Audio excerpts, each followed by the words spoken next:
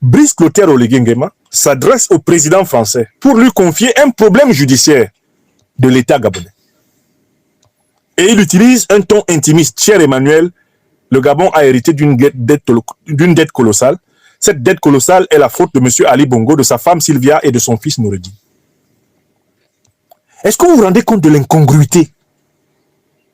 Du simple fait que quelqu'un qui prétend être le président d'une république confie les problèmes de sa république à un visiteur. Commençons par noter les incongruités.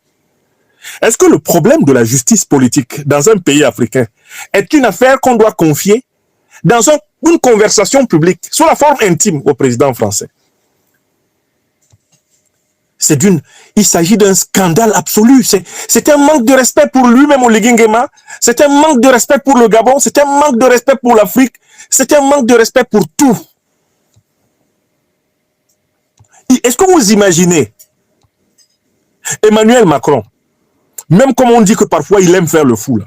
Est-ce que vous imaginez Emmanuel Macron allant dans un discours, par exemple là au Gabon, ou au Congo, ou au Cameroun, dire qu'il a hérité en France d'une dette de la part de son prédécesseur Nicolas Sarkozy ou François Hollande et demander à un pays africain de l'aider à poursuivre Sarkozy ou Hollande? Est-ce que vous imaginez, même Macron qui a été capable de toutes les outrecuidances, qui a brûlé toutes les lignes rouges, est-ce que même Macron serait capable de faire une folie comme celle d'Oligui Nguema? Non. Ça, il faut rendre justice à Macron. Même Macron ne peut pas faire ça. Ça, c'est la première raison pour laquelle je suis choqué. Et j'espère que le peuple gabonais est choqué par le comportement de ce vassal de la France-Afrique, d'Oligui Nguema. C'est quand même grave qu'il fasse ça. On ne peut pas pousser le bouchon jusque-là. Maintenant, intéressons-nous au contenu de ces propos. Le contenu, ce qui est dedans. Il dit que Ali Bongo a volé l'argent du Gabon. Mais pourtant, le gouvernement de ce monsieur est rempli des anciens caciques du régime d'Ali Bongo qui volaient avec lui. Et ce monsieur lui-même est l'aide de camp, le porte-mallette, non seulement du père Omar Bongo, qui a encore volé plus que son fils, mais il est le porte-mallette du fils. On l'a vu, aide de camp du président Omar Bongo. Comment le président Omar Bongo peut-il avoir mis la main sur la fortune publique du Gabon sans que son aide de camp, celui qui s'occupe de sa sécurité, n'en ait bénéficié, ne serait-ce qu'à titre de receleur? Comment le président Ali Bongo peut-il avoir joui de la fortune publique du Gabon sans que son aide de camp, son chef d'état-major particulier, celui qui garde sa porte et qui l'a finalement renversé, n'en bénéficie? Vous imaginez cela? C'est impossible. On ne peut pas imaginer la corruption du régime Bongo père, du régime Bongo fils, sans la corruption d'Oligui Nguema. Voilà la deuxième raison scandaleuse. C'est scandaleux ce qu'il a fait. On ne fait pas ça. Entendez-moi bien. Je ne suis pas là pour défendre les Bongo père et fils. Ce n'est pas mon problème. Ils ont fait leur politique, ils en assument les conséquences. Mais écoutez-moi bien. Ce qui est choquant ici, c'est que celui qui les livre à Macron est quelqu'un qui a mangé abondamment avec eux. Est quelqu'un qui a continué à construire un régime politique avec tous les mangécrates du régime Bongo. Son CTRI, c'est le PDG bis qui continue. Rien n'a été rompu, c'est la même tradition. Et puis maintenant, il y a une troisième chose qui me choque là-dedans. Qui a libéré Ali Bongo? Qui a libéré Sylvia Bongo? Qui a libéré Noureddine Bongo?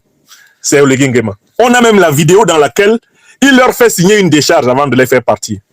C'est lui qui a organisé l'exfiltration de ces voleurs dont il se plaint. Il est le complice de l'exfiltration. Et il ose dire qu'ils ont fui. Ali Bongo ne s'est pas évadé de Libreville. Sylvia Bongo ne s'est pas évadé de Libreville. On peut tout dire sur eux, sauf ça.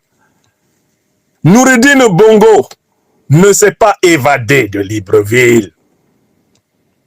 Nous avons vu en plein jour Brice Clotaire Oligui Nguema en personne organiser leur évacuation du pays.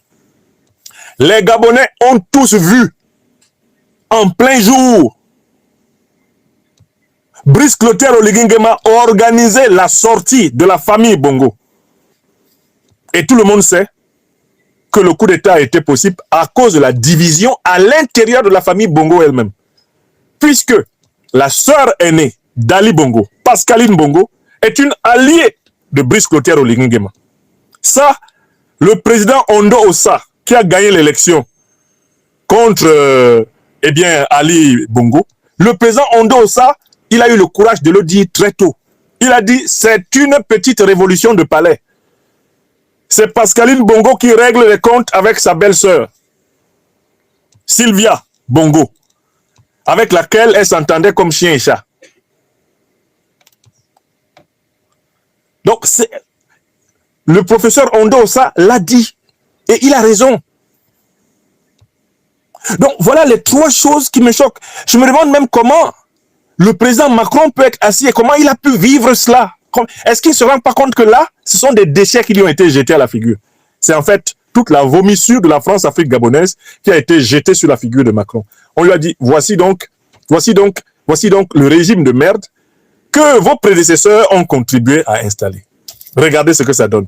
Un président qui prétend être le garant du respect de la magistrature, un président qui parle avec autant de légèreté d'affaires judiciaires de son pays, devant un autre président. Cela n'est possible que parce qu'il considère que lui, il est un sous-préfet et que le gouverneur est là. Oui! Et ça, c'est le quatrième point qu'il faut souligner ici.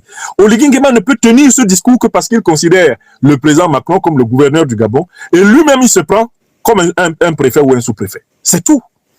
Sinon, tu ne peux pas rendre compte d'affaires judiciaires graves de ton pays à un dirigeant étranger. Si tu ne le considères pas comme ton chef.